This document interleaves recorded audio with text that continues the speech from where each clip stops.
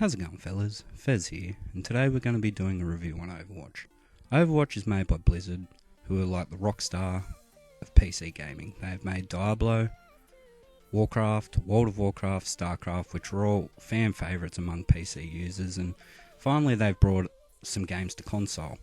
And I have to say it, but thanks to Activision, we have finally got to see Blizzard on a console, and if it wasn't for Activision, we would never have Diablo 3 on console, or even this game on console, which is great to see because it lives up to the Blizzard standard. It's a really fine game. There is a couple things wrong with it, and I'll get into it a bit later, but it's an overall very good game. But first things first, I just want to say a few things before I get into it. And the beta was pretty much the whole game, so if you enjoyed the beta, guys, go out and get this game because it is exactly like the beta, 100%. And another thing is, why didn't this game get the marketing that Activision always push with their games like Call of Duty and Destiny?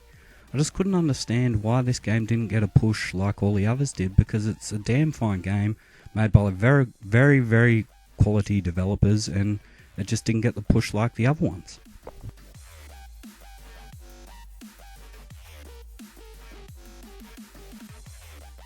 The first thing I want to talk about today is gameplay. It is easily the best feature of this game, 100%. This game is addicting. It is one of the funnest shooters I've played for a very long time. Well, within the first 3 days of getting it, because it's just so addicting. There's so much meta in the game. It is unbelievable how balanced this game really is, with the amount of weapons and abilities and characters and everything like that. It's just crazy how balanced this game is, other than the turret guns, but we won't get into that. And the map design is very well done. All the maps are big and vibrant, and not too much chaos. It's really good. There's chaos parts and choke points that are really hard to manage at points, but it's crazy how well they have got everything down with this gameplay. It is balanced. It's the best balanced game I have seen for a very, very, very long time. There's a few more things I want to say about the gameplay before I move on, and that is, don't buy this game unless you have friends or a team to play it with. This game is a team shooter. There is no point buying this game if you're just playing it by yourself. It's not that fun. But with friends, this game is really addicting. Like, really, really addicting, guys. You just got to get into it. It's hard to master, but it's easy to pick up this game. Like, you can play and you're competitive at the start, but it's really hard to get the high kill streaks and things like that of Call of Duty. It's not the same as Call of Duty, guys. You're gonna die, but you'll learn from your mistakes. You'll get better. This is a damn fine shooter, and it's up there with the Call of Duty and Battlefields and everything like that. The only downfall in the gameplay aspect of things is just how long will this game remain fun? How long will the honeymoon period last? That is the biggest question with most games like this, and this is no different. It's how long can this type of gameplay keep people playing and keep the rooms populated and everything like that. That's just the one thing that really concerns me.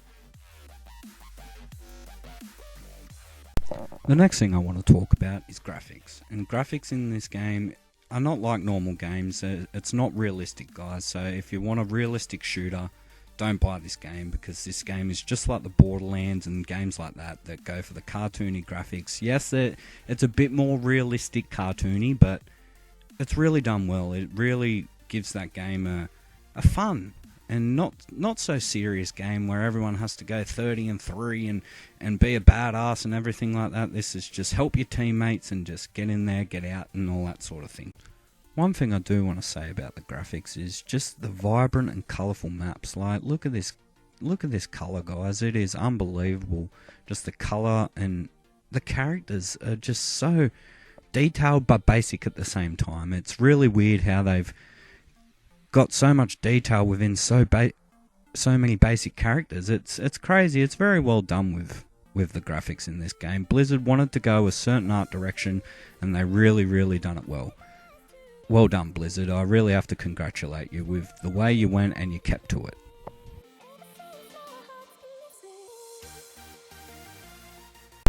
The next thing I want to talk about is where this game really lacks, and that is content. Yeah, there is a lot of characters and a lot of weapons, and even the levels. There is tons of levels. You don't really feel like you do the same level over and over again, which is really, really good, but there's just not enough to do. There's not a single player, there's no campaign, there's no game modes other than just the standard mode. It's just one game mode, or a couple of game modes within that class of game modes, but it really just lacks variety in content of what to do. Like, you pretty much just select that one game mode and go in and have a good time. Another thing about the content is, yes, this is an Activision game, and yes, there is microtransactions. That is pretty much the only thing there is to do with unlocks, because the unlock system is pretty bad in this game, because everything is unlocked to begin with, which isn't a bad thing, but it really hurts the game, because there's nothing to really achieve other than saying, oh, level 13 and you get a drop, with nothing. Like, you just get, I can't even remember what are in the supply drops or whatever, loot boxes or whatever they're called. I can't even remember, some voices and things like that, but it really is lacking in the content region, guys. This game, if you like the base game, you'll really get a kick out of this game, and it is worth it. But if you don't like the base game, there isn't a lot to do, and it really lacks variety in the content section. And in this section, it's just basically all the random stuff that I couldn't really fit into other sections, but it's some good, some bad, and let's just see the random stuff that I've come up with what's good and what's bad about this game. And one thing that Call of Duty can take from this game is play of the game. Not the final kill cam, the play of the game, because most of the time in COD, you'll get a kill cam where it's just some guy sitting in a corner or pre-aiming a door or something like that. It's just not very exciting, but the play of the game, it's always exciting. You always get to see someone do a 3-4 piece. Sometimes it's a double kill, but yeah, not every game's always exciting, but most of the time they get it right, and it's really cool to see, and that's one thing that Call of Duty should take over. And same with the man of the match system. It's a cool little system, and it's really rewarding to get man of the match. It's cool. I do admit I was excited when I got man of the match for my first time, or the play of the game. It was really exciting to see and show my friends what my kill was and kills were and things like that. So it's really good, and it's one thing that Call of Duty can take from this game. There's a few negative things I want to talk about in this section too, and this game really needs some sort of deathmatch mode or a free-for-all team deathmatch or something like that.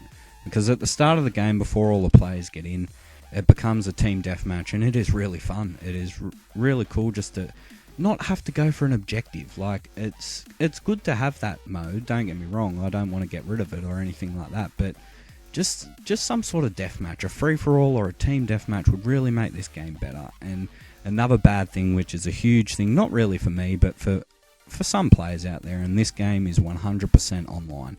You cannot play it at all unless you have an internet connection, which sucks, but that's the way the Blizzard went, and we just have to deal with it. But the one thing that they really did well, and it's the last thing I want to talk about, is customizable button layout.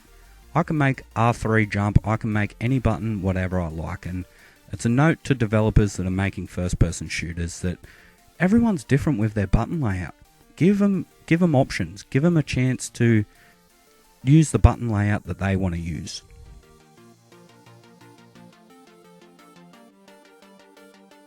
Anyway guys, that was Overwatch, and it's a really good game. The graphics are cool, they've went with a cartoony style, and they've really pulled it off. It is really well done.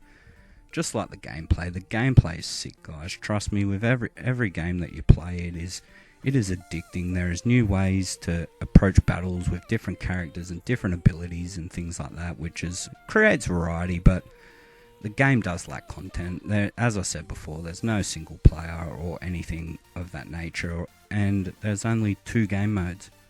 It really lacks in that, but who knows what they're going to do with DLC and things like that, so they could add some more game modes and maybe even a single player or something along those lines. But overall, it's a solid game. What score do I give it? Probably a 7 to 8 out of 10. Probably an 8 out of 10, guys. Anyway, guys, I've talked and raved long enough. This is my review on Overwatch. I hope you enjoyed it. If you liked, leave a like, comment, subscribe, and I'll catch you later.